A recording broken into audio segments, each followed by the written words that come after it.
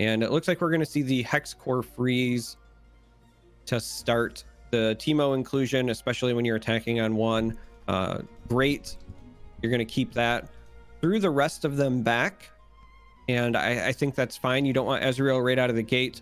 Mystic Shot, you might be tempted, but against a Fiora and Aphelios list, it's not as important. You're not really needing to kill things that are clutch or key on two. Now, you got one back after the mulligan, but I understand why he tossed that. Yep.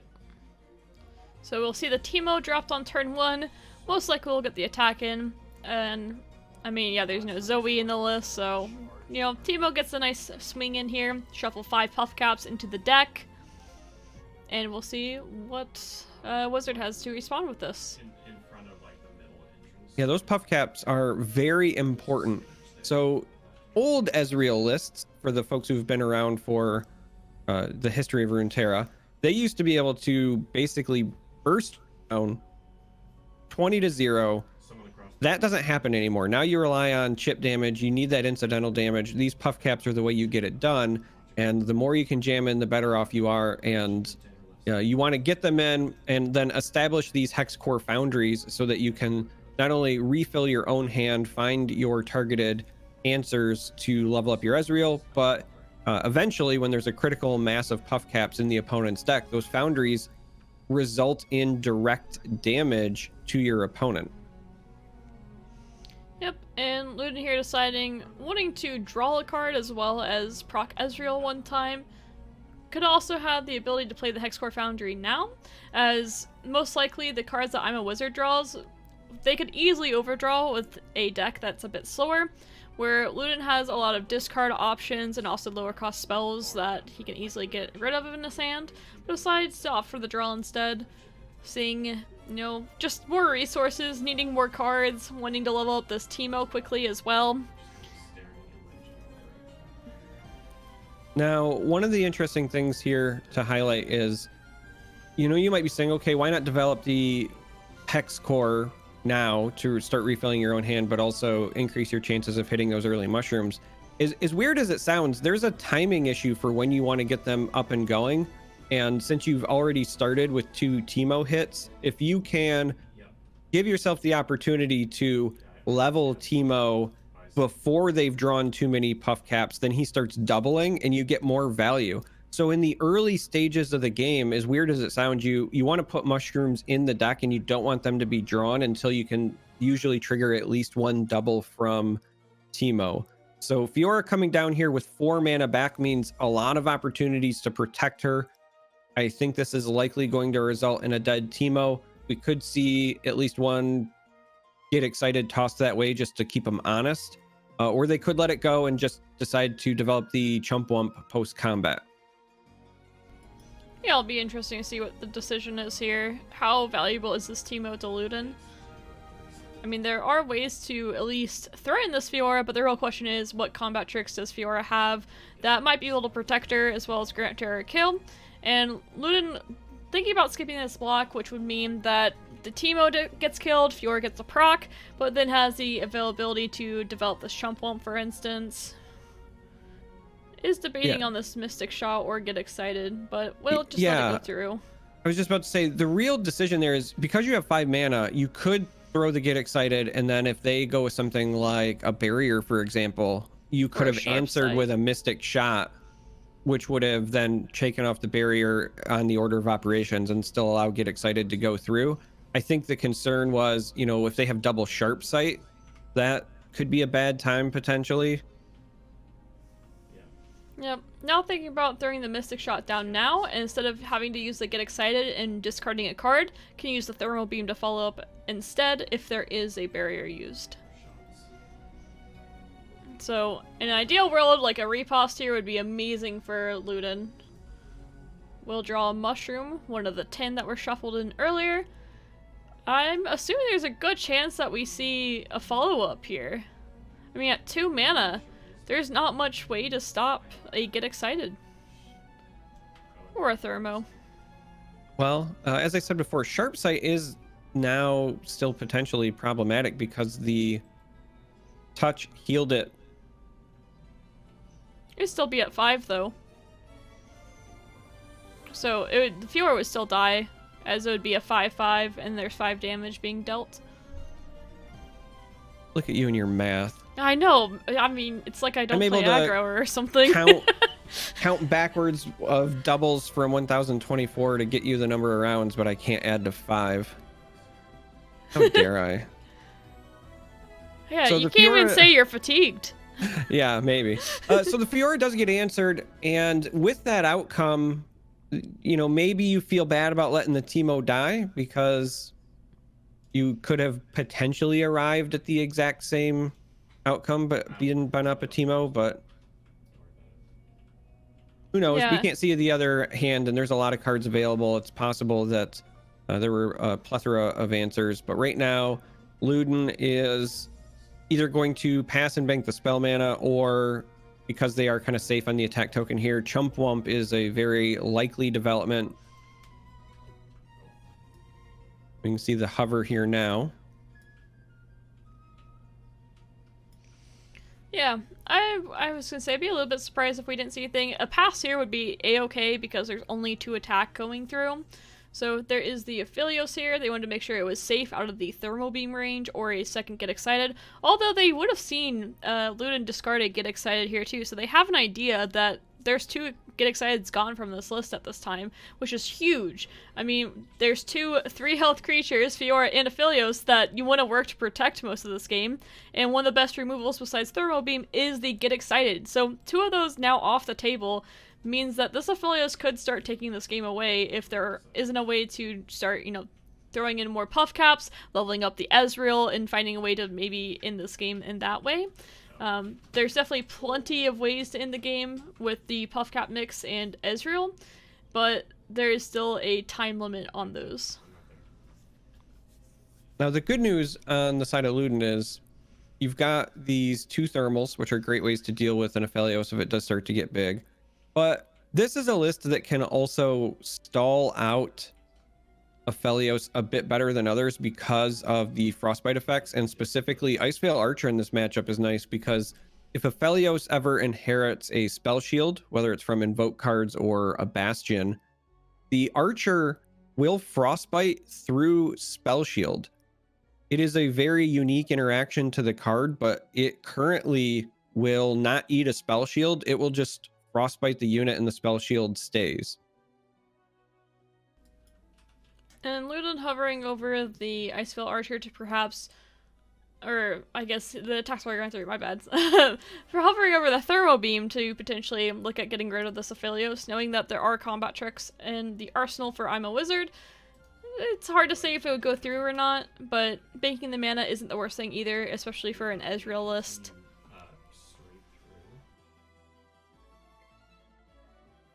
We see the card gamer's nervous twitch. We all have those habits, whether it's shuffling cards, rearranging our hand, or in this case, hovering back and forth on your own deck. And this is a great pair of cards to draw here. Puffcap Peddler is a massive, massive card in this list. It's the best way to generate Puffcaps consistently into your opponent's deck. Finding a Teemo here is also nice, even though they do have the elusive unit. If you kind of slow play this, you might be able to develop a Puffcap into a Teemo, use the remaining amount on that elusive unit to push through. You still have to worry about Sharp Sight, so that's going to be part of the equation here, but you can kind of see a path that's available to Luden. Yeah, Sharp Sight is pretty much the monster in this game for Luden. It has all these elusive creatures, and on top of that, having to deal with this elusive otter as a 3/3 is pretty tricky to deal with as well. It does have the Thermo Beam in hand, so we'll see if that will come through, and can't really do much against Sharp Sight. I mean, you just kind of have to bite the bullet and accept that this is the way that it is. So it'll be interesting to see what the decision is here, if there's an attack, if there is a Thermo Beam played. There's a lot of options. But this is really interesting to me personally, because I thought Puffcap was going to be what was paired with Teemo, because if you play the Puffcap and you're planning on Teemo getting in, one Mushroom Cloud like we're about to see means he levels, And then that would have also been 3 more from the peddler. And so if he connects, the double is substantial. Now it's still going to be substantial if it does, but by going with Ezreal here, you've created this kind of choice of doom where you can block with the Celestial Otter, but you still let one through. So if you don't have that sharp sight to take care of the second one, you have to either allow through an Ezreal or a Teemo. But it turns out they do have the sharp sight, and they are going to make this Ezreal pay. Yep, Ezreal will be gone, an extra random dragon will be created. This also gave Aphelios a weapon. Unfortunately, we couldn't see which one it was phased into from earlier, but Aphelios did give another weapon there. The thermal beam is available here. If there's not a sharp sight, then the thermal beam will go through, potentially on this Aphelios. So Luden's hovering that, deciding if this is the time. We'll be drawing an extra card from the Hexcore Foundry in the future, which will be helpful. And potentially we'll have this Puffcat Peddler going as well. But still, the dragon here is pretty spooky. It can be chump blocked in the future, but Luden's in a little bit of an awkward place. And deciding that he wants to get rid of this elusive so Teemo can attack in the future, which doubling the puff caps, well, it could make a huge difference in this game. Currently, we're only at 15, going up to 30, and potentially more once this puff cap Peddler is played. I mean, instead of maybe drawing 1 puff cap every other card, might be 2 or 3 puff caps per card. Now the pickup of a flash freeze here is nice, and another beam. So hot beams all around this particular game, and that could be an answer for the dragon at some point, because that is a sizable dragon. It doesn't need to be done right now. You have flash freeze, but with the development of a temple on the opposing side of the board, that's a dragon that's only going to continue to grow in the future and will eventually hit near unkillable status for Luden and this Hexcore list. You don't have quote unquote hard removal available. There's no vengeance or anything of that sort. You traditionally rely on damage to remove the opposing threats. So that dragon, the longer it sticks around, the more threatening it's going to become. Not only because of Temple, but Fury means it grows if it kills things. And when it does that, it's also generating even more dragons into the hand of I'm a Wizard. So this is not an inconsequential dragon. Yep. This Fox is finding some damage and finding some value as well. The Severum does go through for this Aphelios, healing back up to 20.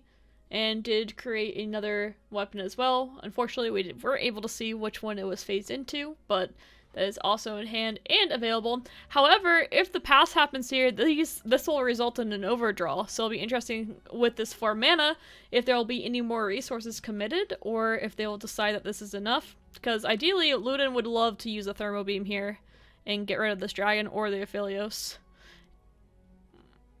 Or the Aphelios. Yeah. Only be the Aphelios potentially, but even still, with the 2 mana that you have regained from the temple, there is the chance of a sharp sight saving them. So it's going to be passes all the way around. I'm pretty surprised not to see that going through, because if they play a sharp sight, that means your Teemo's not getting blocked. So with 2 mana left, I feel like you want to play that Thermo Beam and really force that to come out, and so then your Teemo can connect. I think that's pretty important. And as you see, Luden is going for the open attack to make sure that Gravitum won't be stopping this Teemo this round. Yeah, and there is the Hush. I was just about to say there was a hesitation there, because maybe you're like, okay, if this connects and I play this Mushroom Cloud, that's even more before the doubling, both from the Cloud and the Peddler. But because that was the Teemo in hand, this gives you a backup Teemo if it does meet its demise, and the Hush makes that happen. This is a bit of a nightmare for trying to connect with Teemo, because you do have sharp sights to deal with, you have Hushes to deal with, and then you have potentially elusive units as well from the Invoke, whether it's the small Celestial Otter or some of the larger ones if you get the late game Invokes from something like Star Shaping, for example. So it's very difficult to connect with your Teemo in this matchup. You're going to rely, I think, more on puff caps being generated from Peddler which is why earlier, you know, I thought we were going to see that developed before the Ezreal, though I do understand why the Ezreal choice was made. That was also a good decision. But this is, again, starting to look dire. These dragons are big, and you don't have great ways to deal with them because all of your removal is direct damage based. Yep. Does have 2 Hexcore Foundries down, which can be useful. And this blocker is getting Gravitum, so this open attack is looking pretty dangerous too from the side of I'm a Wizard. But we will see, you know, has some other options, has the Thermal Beam, has the Flash Freeze. Going to see if we can get rid of the Scout Dragon. Sharp Sight will not save it. I don't think there is anything in this deck that would save it. I mean, Bastion's not in range as that is 4 mana. So that dragon is gone now. A little bit of a sigh of relief for Luden here. Yeah, you do buy yourself some time. The open attack is still threatening, but with the Flash Freeze available, you're not likely facing lethal here. And you get some of that incidental damage from the mushrooms on your opponent with the Foundries drawing cards. But again, you haven't generated enough puff caps for that to feel as threatening as it needs to. Ooh. And with the Bastion coming out here into the open attack, Flash Freeze will not shut it down. That's going to be game. As I said before, Ice Veil Archer technically still could frostbite that dragon, but you cannot play it in response to combat. So this is unfortunately going to be it. So Luden's going to fall in the first game to an Aphelios list paired with Demacia. And while it's not Lux, it was instead Fiora. Turns out Fiora kind of isn't needed. Aphelios plus Temples is enough to carry games. And that's going to be a win for I'm a Wizard. All right, so I assume he probably expected that to be his hardest matchup. The freezes are pretty strong against these scout lists and Troll Chant and other things that the Ezreal deck offers. So I feel like this is probably something that Luden expected to lose, and, you know, maybe not expected is the right word, but it wasn't one that he was excited or feeling favorable in. But if he could get through the next two matches, I think he has a really good chance against the scouts. I think this Ezreal list does very well against it. Has a lot of removal, has a lot of freezes, lots of delay, from Ice Veil Archer to Flash Freeze, and then after that you get to play the power of TF and Aphelios instead. So seeing their Aphelios and TF be gone now, just have to get past the scouts. It's very doable for him. Yeah, this is definitely winnable for Luden. You can come back on the 2-0 run following that first game. I think you nailed it. I think that was the worst matchup for this particular round. Harsh wins here. I was just about to say you could get punished by a bad hand, and I was about to jinx it, unfortunately. Harsh wins, great card, but not what you want to see necessarily in your opener. You get a bit of a reprieve with the Brittle Steel, so that could be spicy, but this is not at all what you were looking for. You want Teemos, you want Puffcat Peddlers. Again, you don't want to play those Hex Cores too early. Those are usually in response to things. Now, finding this Puffcat Peddler here is actually a big deal because you needed something to start generating the mushrooms early on. That'll be a help. Yeah, and this Investigator is a little bit awkward too because Scouts doesn't have draw except for Pool Shark versions, and even then that's not a lot of draw, so it feels bad giving your Demacian opponent an extra draw when it doesn't feel necessary, but because of this hand has been so awkward, Luden kind of feels like that it needs to be played here and that not playing anything is just going to be a little bit too late, so completely understand his decision on that, although I know it cannot feel the best. Yeah, Investigator is very much like Foundry in that it's the kind of card you want to play after you've generated Puff Caps. Investigator in this deck is the 2-drop that's not supposed to be a 2-drop, but given this hand, he has, properly analyzed that his opponent likely doesn't have another 1-drop since they didn't play one on turn 1. That means that this bird was, in most cases, going to be a top deck.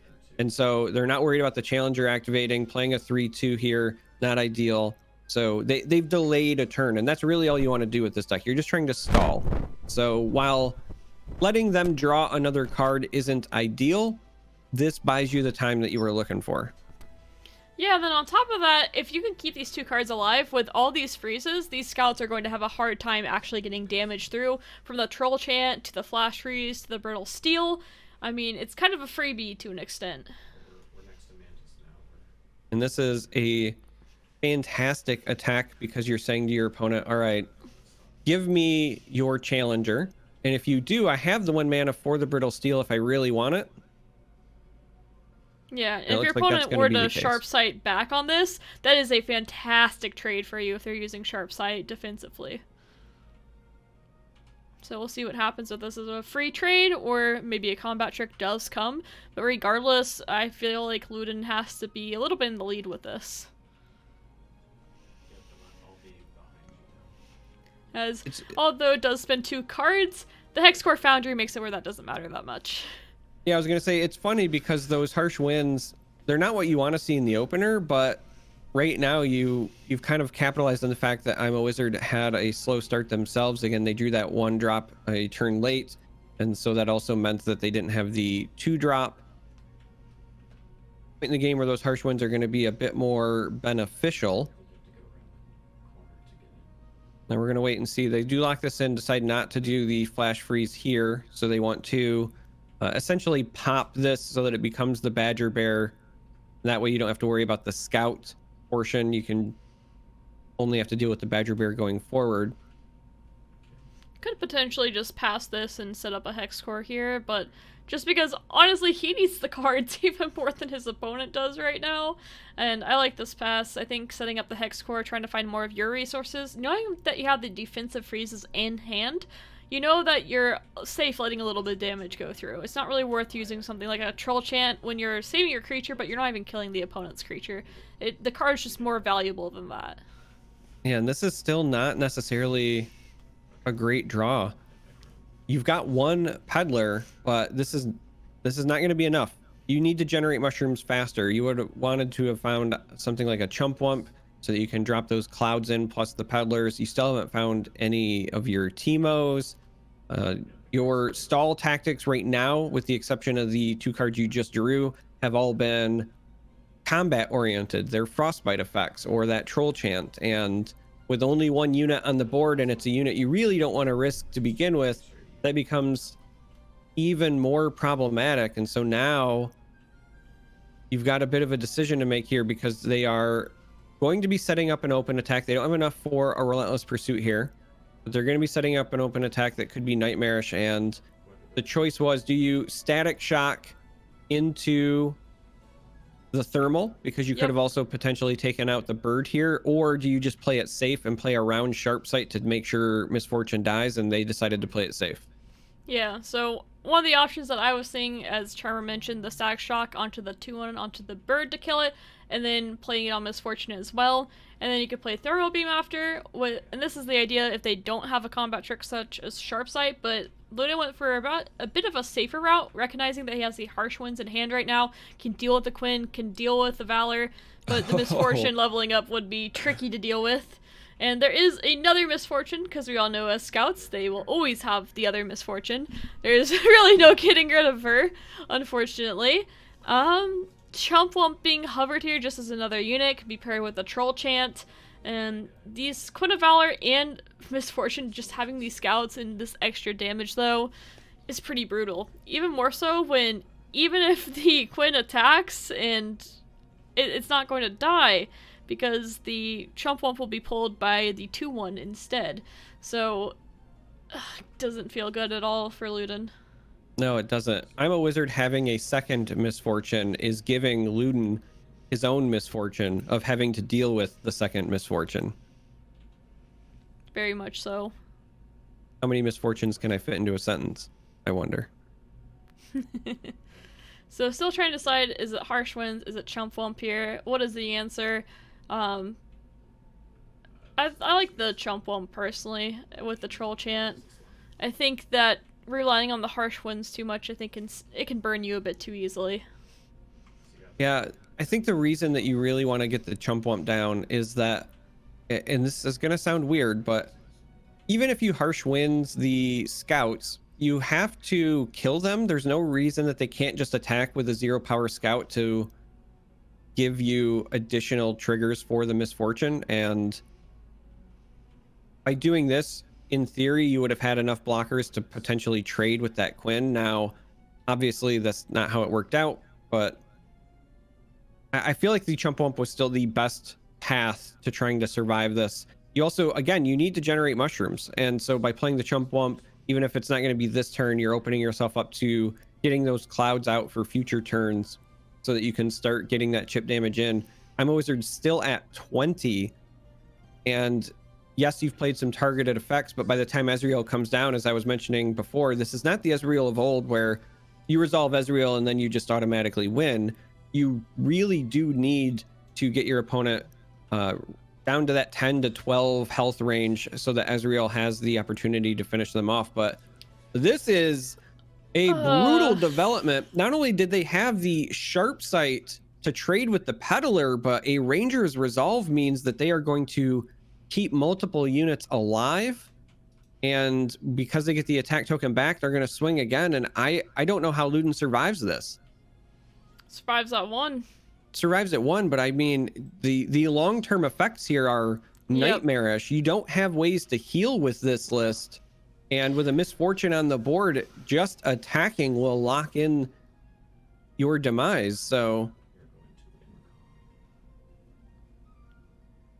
we're gonna see how Luden tries to navigate this, but it kind of writes itself. You need to Mystic Shot and Static Shock the misfortune, otherwise you lose when you pass. And the unfortunate part of that path is you still have to survive the following turn.